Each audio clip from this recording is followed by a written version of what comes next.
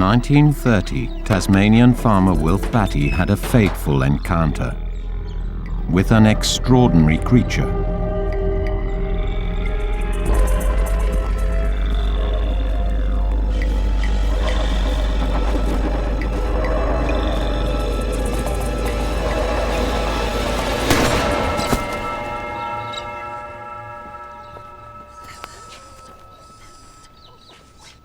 What Batty couldn't know was his gunshot didn't merely end the life of a single animal. It marked the death knell for an entire species.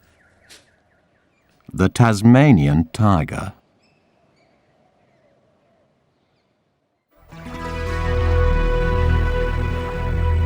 Tasmania lies 200 kilometers off the south coast of Australia.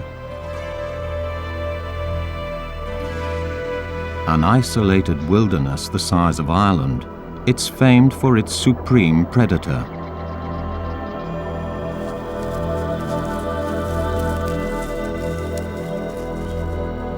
A bizarre creature, it had the body of a wolf and huge jaws, its ultimate weapon.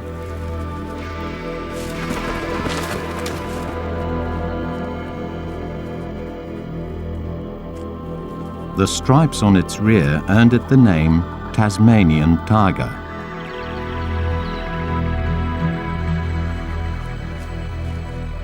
But the most amazing thing about this wolf-like predator is that it wasn't a tiger at all. It was more kangaroo than canine, a wolf with a pouch.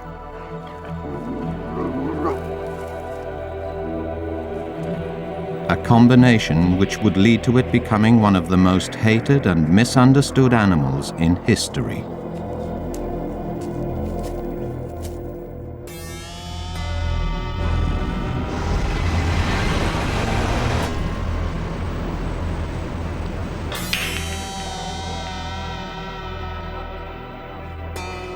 Ironically, despite its recent extinction, today the Tasmanian tiger is celebrated everywhere on the island. A far cry from the scientific ignorance prevalent while there was still time to save it. Humans failed at this animal really badly. In particular, scientists failed it really badly. They had the knowledge to save it. But at the same time, deep within themselves, they accepted the idea that extinction was inevitable. This is the story of an animal that became extinct because humans didn't understand it. It was new to them, and it was different. It was a marsupial. The whole concept of marsupial inferiority was accepted by scientists. They expected marsupial animals to be weaker, less fit, less capable of surviving, certainly less capable of surviving when Europeans and European animals entered their environment. During the age of the dinosaurs, marsupials evolved away from other mammals.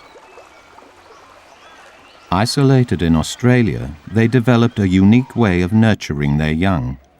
Instead of growing fully inside the womb, the fetus leaves the mother's body and continues its growth in a pouch. Scientists originally dismissed marsupials like the Tasmanian tiger as primitive and inferior. It's only now, after its extinction, they are studying it properly, using some extraordinary evidence. It died out so recently, amazingly, it was captured on film. For tiger expert Nick Mooney, this is testimony not of an inferior creature, but an extraordinary one. This tiger was called Ben.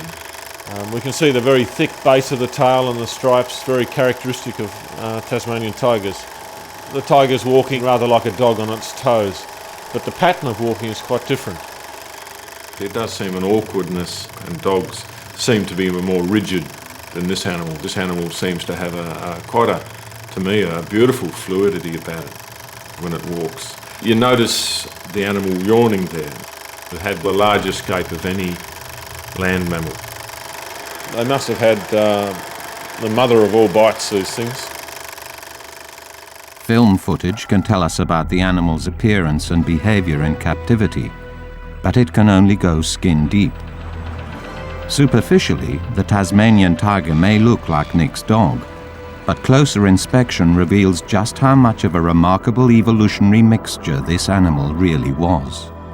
There's some immediate similarity with a dog skeleton, but there's also some really important differences.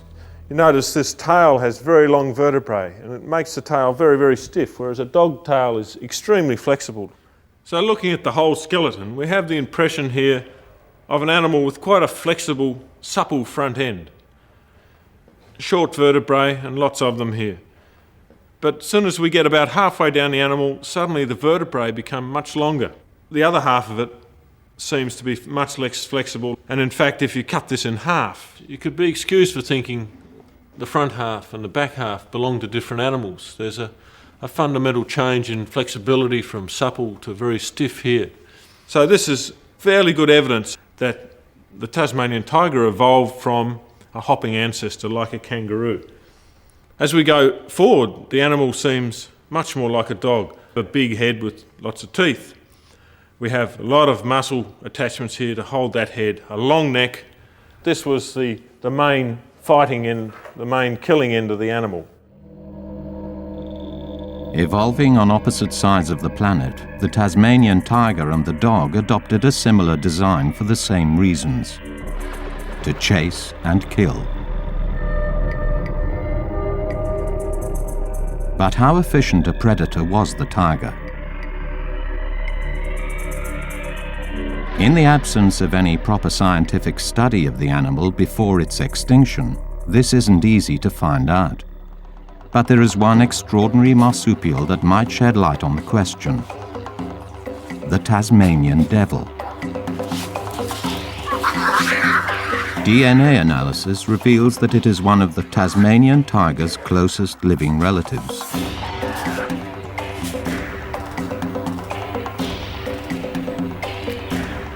Devils give zoologist Menna Jones an insight that neither footage nor bones can. First, how it might have stalked its victim. The tiger was probably not a fast-running predator, not like a wolf.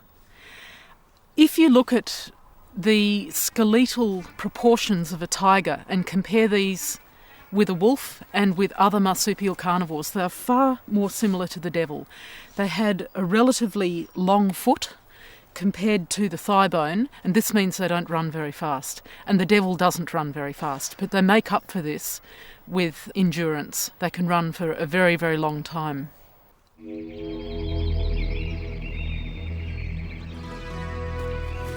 In the forest, animals are becoming active again after the heat of the day. This mature female is 3 years old. She's made a lair in a small cave, a shelter where she'd be able to rear future cubs.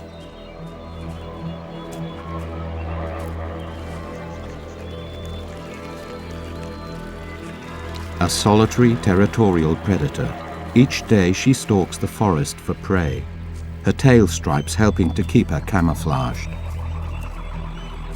Her favourite victims are wallabies, possums and kangaroos.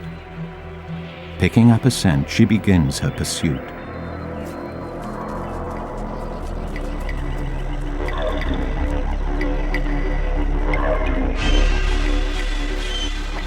Easily pursuing the wallaby for hours through forests, rivers and valleys, her sheer stamina means eventually she'll corner her prey.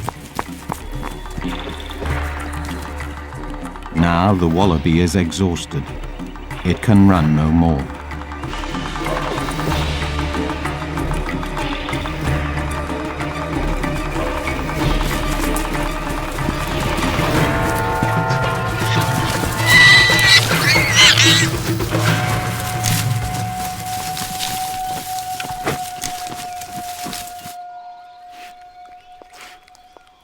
But Menna's work comparing devils to the tiger reveals that when it came to eating prey, the two animals were very different.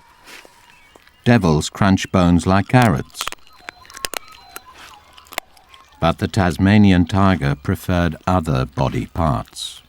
If you look at the lower jaw of a devil, the canine teeth in an adult animal are often broken and they're quite blunt, and most of the molar teeth are also quite blunt. This is because the devil is a bone crusher and it wears its teeth down and it breaks its teeth eating bone. The tiger, even in an adult animal, an adult tiger, has quite sharp canines, they're not broken, and all of the molar teeth remain sharp right through its life. This indicates that the tiger probably ate the soft tissues of the animal, the muscle tissue and the guts, but it probably didn't eat much in the way of bone. Having crushed and suffocated the animal with her powerful jaws, she uses her sharp teeth to pick out the most tender parts of the kill, the vital organs, the liver, heart and lungs. But despite her successful hunt, the tiger and the rest of her species are living on borrowed time.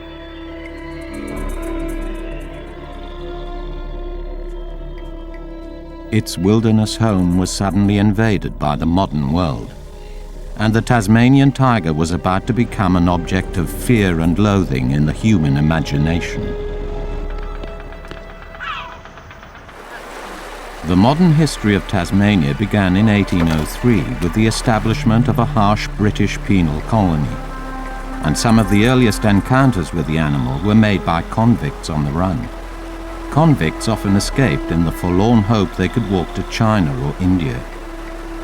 Most perished. Some were even forced into cannibalism.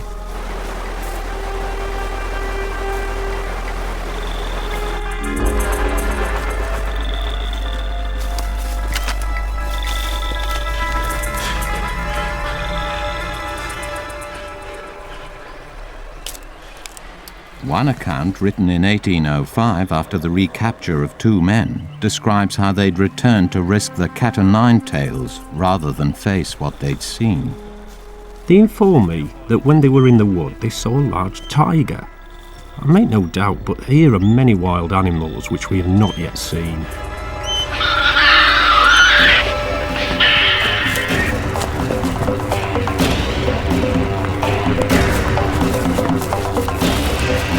This was the first time in recorded history that the animal's stripes led to it being mistaken for a tiger. From that moment on, in the minds of Tasmanians, the tiger became a monster to be feared and killed. Europeans came from a recent history of having exterminated wolves, lions, every possible predator and dangerous animal, and the Tasmanian tiger suffered exactly that fate. Yet the precise role humans played in the tiger's demise is still steeped in controversy. By the end of the 19th century, the Tasmanian tiger is in a lot of trouble. But it's not just the humans out there in the bush and in the farming land which are causing the problem. There's a lot more to the story than that.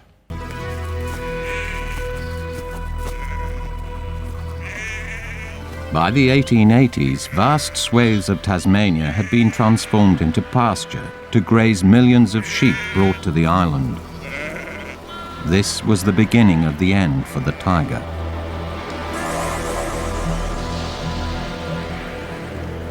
Farmers were now on the tiger's hunting grounds, and they were horrified by the discovery of dismembered sheep.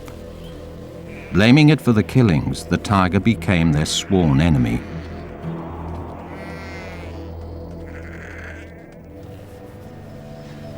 In the Tasmanian archives here is this paper trail of evidence about how the animal was hated and feared.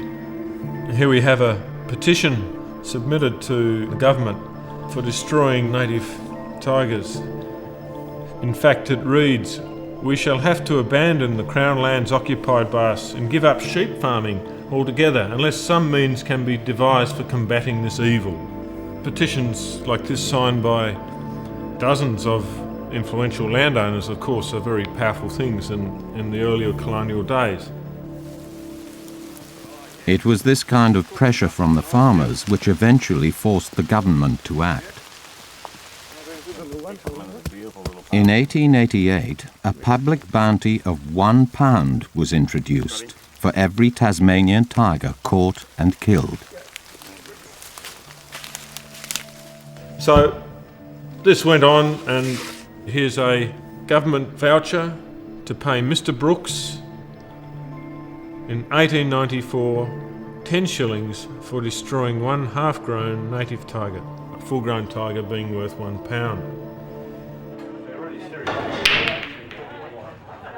By the end of the 19th century, the Tassie tiger had been indiscriminately slaughtered, both by individuals, encouraged by the Tasmanian government's bounty, which at its peak, the government was paying a bounty on a Tasmanian tiger once every 2 days. Ironically, the killing was actually unnecessary. The losses attributed to Tasmanian tigers were greater than the whole population of sheep in some districts, like it was quite absurd. The Tasmanian tiger killed some sheep, without question, but it made the perfect scapegoat for general mismanagement. And that mismanagement often came about because people were farming in very unfamiliar areas using unfamiliar techniques. But out in the bush, trapping tigers had become a lucrative industry. And it wasn't just money that drove the killing. Continued scientific ignorance also played a part. With no studies of the animal in the wild, no one knew exactly how many tigers there actually were, and no one could judge just how the killing was affecting their survival. As the top predator, its numbers would have always been limited, perhaps no more than 3,000 individuals. As many as 2/3 of these may have been wiped out in the bounty years. At the time, few cared. People didn't understand marsupials. Europeans didn't really have empathy. We're not marsupials, so there's not that basic empathy. We get on so well with dogs because we're not that different from a dog in our social organisation. They're essentially all very social species, and none of the marsupials were. So marsupials didn't cooperate with us. Marsupial inferiority provided an excuse to accept what was happening, an excuse for scientists to suggest it was inevitable, to possibly put less effort than they might have into saving the species. In 1909, the final chapter in the extinction of the tiger began to unfold. 100 or so Tasmanian tigers per year were being killed, and this seemed a fairly steady number. But then the population crashed very, very suddenly. In 1909, the killing rate collapsed from 100 each year to just 1.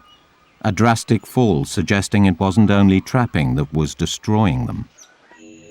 It was not persecuted over large amounts of its range, and even if we'd lost all the animals in those settled areas, there still should have been a trickle of immigration from those more remote areas. But the fact is, the population seemed to have radically decreased all over its range in Tasmania.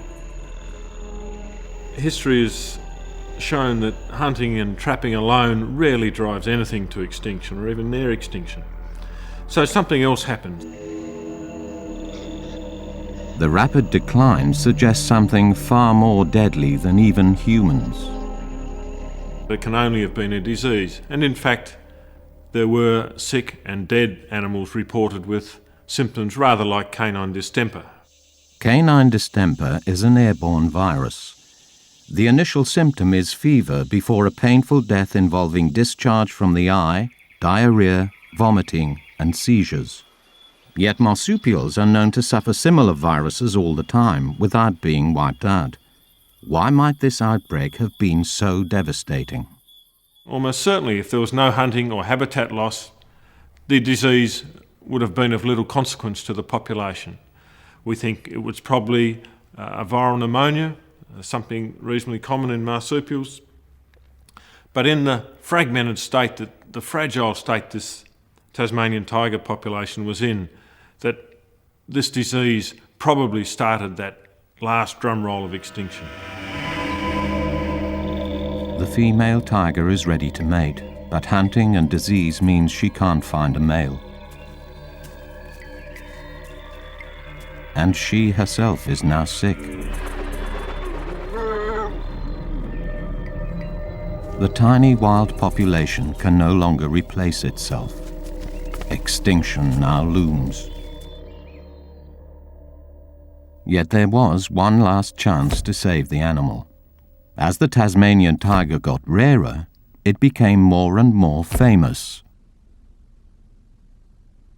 To me, it's also ironic that science played, or so-called science, played a part in the demise of the Tasmanian tiger, in that when people realised this animal looked like becoming extinct, there was this mad rush to catch every last one and put it in a zoo or a collection. By 1930, the majority of tigers known to still exist lived protected in zoos, yet this wasn't seen as an opportunity to save them. There was no attempt at all to breed them. There was no attempt at all to do something as obvious and as sensible as breeding them in captivity. Remaining unbred in captivity, most zoo specimens had died by the 1930s, and sightings in the wild were very rare. At last, there were calls for its protection, though still no one recognized that the Tasmanian tiger was on the very brink of extinction. For farmers, it was still vermin to be exterminated. At Wilf Batty's farm, weakened by disease and desperate for food, the female is driven to go after the easiest prey.